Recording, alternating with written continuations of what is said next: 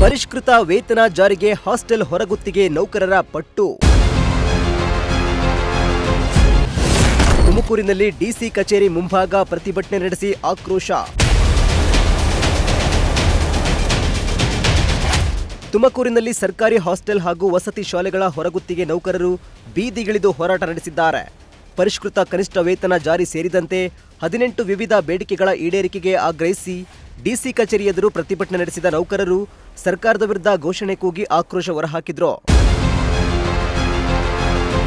ತುಮಕೂರು ಜಿಲ್ಲಾಧಿಕಾರಿ ಕಚೇರಿ ಮುಂಭಾಗ ಜಮಾಯಿಸಿದ ಸರ್ಕಾರಿ ಹಾಸ್ಟೆಲ್ ಹಾಗೂ ವಸತಿ ಶಾಲೆಗಳ ಹೊರಗುತ್ತಿಗೆ ನೌಕರರು ಸರ್ಕಾರದ ವಿರುದ್ಧ ಘೋಷಣೆ ಕೂಗಿ ವರ್ಷಗಳಿಂದ ಹೊರಗುತ್ತಿಗೆ ಆಧಾರದಲ್ಲಿ ಕೆಲಸ ಮಾಡ್ತಾ ಇದ್ರು, ನಮಗೆ ಸಮರ್ಪಕ ವೇತನ ಹಾಗೂ ಸೌಲಭ್ಯಗಳು ಸಿಗ್ತಿಲ್ಲ ಎಂದು ಅಸಮಾಧಾನ ವ್ಯಕ್ತಪಡಿಸಿದ ನೌಕರರು ತಮ್ಮ ಬೇಡಿಕೆಗಳನ್ನು ಈಡೇರಿಸುವಂತೆ ಸರ್ಕಾರವನ್ನು ಒತ್ತಾಯಿಸಿದ್ರು. ಸರ್, ನಾವು ಇವತ್ತು ಕರ್ನಾಟಕ ರಾಜ್ಯ ಸರ್ಕಾರಿ ಹಾಸ್ಟೆಲ್ ಮತ್ತು ವಸತಿ ಶಾಲಾ ಹೊರಗುತ್ತಿಗೆ ನೌಕರರ ಸಂಘದ ತುಮಕೂರು ಜಿಲ್ಲಾ ಸಮಿತಿ ವತಿಯಿಂದ ಇವತ್ತು ನಾವು ಜಿಲ್ಲಾಧಿಕಾರಿ ಕಚೇರಿ ತುಮಕೂರಿನಲ್ಲಿ ಪ್ರತಿಭಟನೆಯನ್ನು ನಾವು ನಡೆಸ್ತಾ ಇದ್ದೇವೆ. ನಮ್ಮ ಪ್ರಮುಖ ಉದ್ದೇಶ ಏನು ಅಂತಂದರೆ, ಹೊಸ ಕನಿಷ್ಠ ವೇತನವನ್ನು 22/5/2026 ರಾಜ್ಯ ಸರ್ಕಾರ ಅಧಿಸೂಚನೆಯನ್ನು ಹೊರಡಿಸಿದೆ.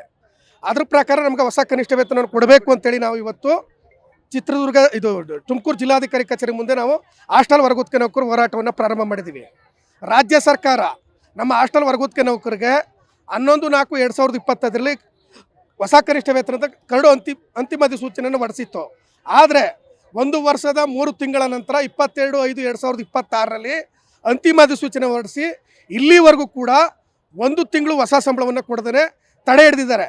ಹಾಗಾಗಿ ನಾವು BCM ಇಲಾಖೆ, ಸಮಾಜ ಕಲ್ಯಾಣ ಇಲಾಖೆ ಮತ್ತು ಮೊರಾರ್ಜಿ ಶಾಲೆಗಳಲ್ಲಿ ಕೆಲಸ ಮಾಡುವ ಕ್ರೈಸು, ಅಲ್ಪಸಂಖ್ಯಾತರ ಕಲ್ಯಾಣ ಇಲಾಖೆ, ST ಇಲಾಖೆಗಳಲ್ಲಿ ಕೆಲಸ ಮಾಡುವಂಥ ಅಡುಗೆಯವರು, ಅಡುಗೆ ಸಹಾಯಕರು, ಕಾವಲುಗಾರರು, ಸ್ವಚ್ಛತಾಗಾರರದು ಏನಿದೆ ಹೊಸ ಪೇಮೆಂಟು, ಆ ಸಂಬಳವನ್ನು ಕೊಡಬೇಕು ಅಂತೇಳಿ ನಾವಿವತ್ತು ಚಿತ್ರದುರ್ಗ ಜಿಲ್ಲಾಧಿಕಾರಿಗಳ ಮೂಲಕ ಮಾನ್ಯ DK ಶಿವಕುಮಾರ್ ಅವರಿಗೆ ಮನವಿಯನ್ನು ನಾವು ಕಳಿಸ್ತಾ ಇದ್ದೀವಿ.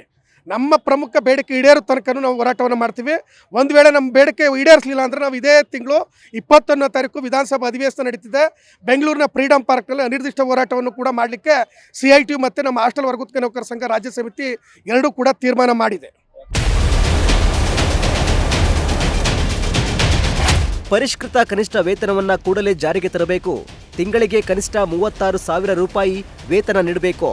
ಹೊರಗುತ್ತಿಗೆ ನೌಕರರನ್ನ ಕಾಯಂ ನೇಮಕಾತಿ ಮಾಡಬೇಕು ಎಂಬುದು ಪ್ರಮುಖ ಬೇಡಿಕೆಯಾಗಿದ್ದು, ಇದರ ಜೊತೆಗೆ ಮಹಿಳಾ ನೌಕರರಿಗೆ ಋತುಚಕ್ರ ರಜೆ ಸೇರಿದಂತೆ ಒಟ್ಟು 18 ಬೇಡಿಕೆಗಳನ್ನು ನೌಕರರು ಸರ್ಕಾರದ ಮುಂದಿಟ್ಟಿದ್ದಾರೆ. ಸರ್ಕಾರ ಕೂಡಲೇ ಬೇಡಿಕೆಗಳನ್ನು ಈಡೇರಿಸದಿದ್ರೆ ಹೋರಾಟವನ್ನ ಮತ್ತಷ್ಟು ತೀವ್ರಗೊಳಿಸುವ ಎಚ್ಚರಿಕೆಯನ್ನು ನೀಡಿದ್ರು.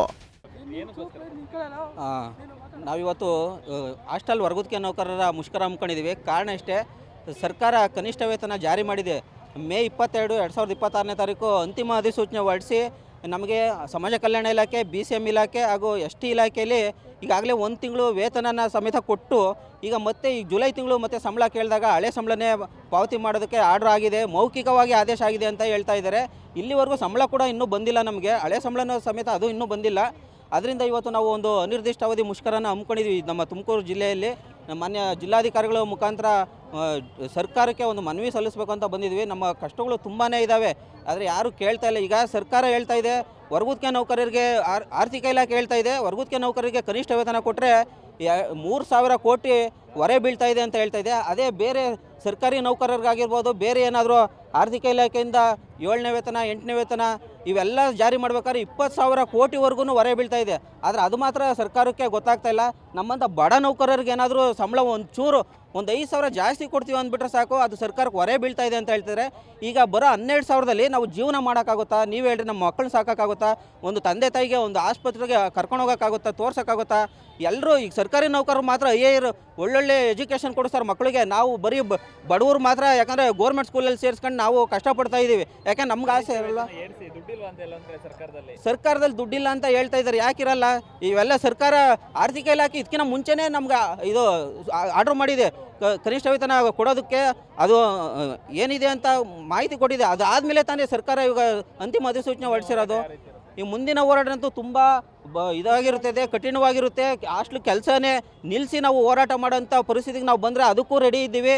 ಈಗ ಇನ್ನು ಕೆಲವೇ ದಿನಗಳಲ್ಲಿ ಏನಾದರೂ ಈ ಕನಿಷ್ಠ ವೇತನ ಜಾರಿ ಮಾಡದೇ ಇದ್ದರೆ ಬೆಂಗಳೂರಿನ ಫ್ರೀಡಂ ಪಾರ್ಕಲ್ಲಿ ಅಥವಾ ವಿಧಾನಸೌಧ ಚಲೋ ಹಮ್ಮಿಕೊಂಡು ಸರ್ಕಾರಕ್ಕೆ ಮುತ್ತಿಗೆ ಹಾಕೋಂಥ ಕಾರ್ಯಕ್ರಮ ನಾವು ಹೋರಾಟನ ಹಮ್ಮಿಕೊಳ್ತಾ ಇದ್ದೀವಿ ಅಂತ ಈ ಮೂಲಕ ತಿಳಿಸ್ತಾ ಇದ್ದೀನಿ.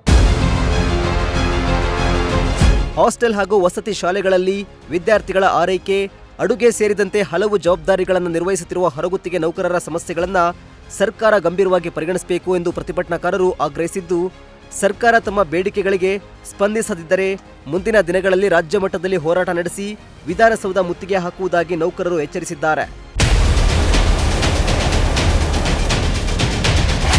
ಕ್ಯಾಮರಾ ಪರ್ಸನ್ ವಿಜಯ್ ಜೊತೆ ದೀಪಕ್, ಪ್ರಜಾಶಕ್ತಿ ಟಿವಿ, ತುಮಕೂರು.